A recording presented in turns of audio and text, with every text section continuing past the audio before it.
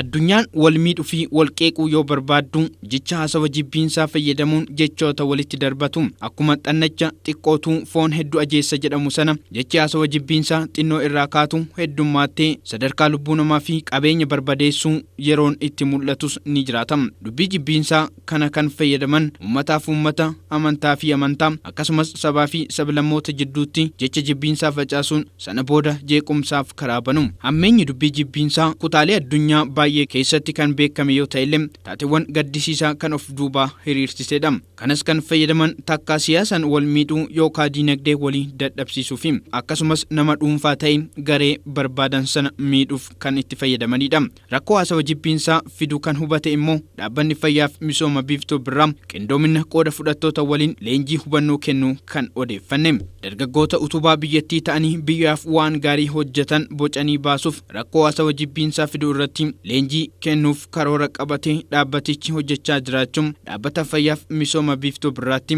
hoogganaan kutaa sagantaalee obbo Muhammad Abdallaa kan dubbatan. Dargaggoota irratti yeroo dheeraa hojii garaagaraa hojjechaa turreerra.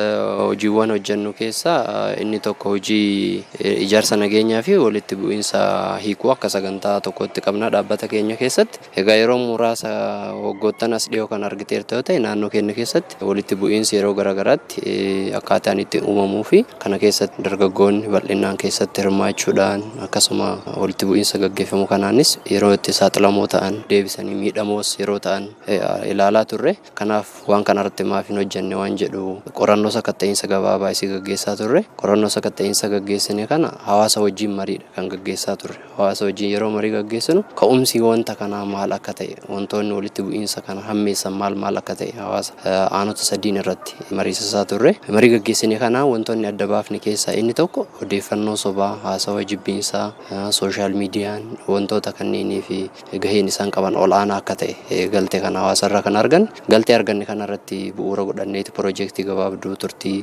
ji'a 5tiif hojiirra oolu bocnee kan hojjechuu jalqabne.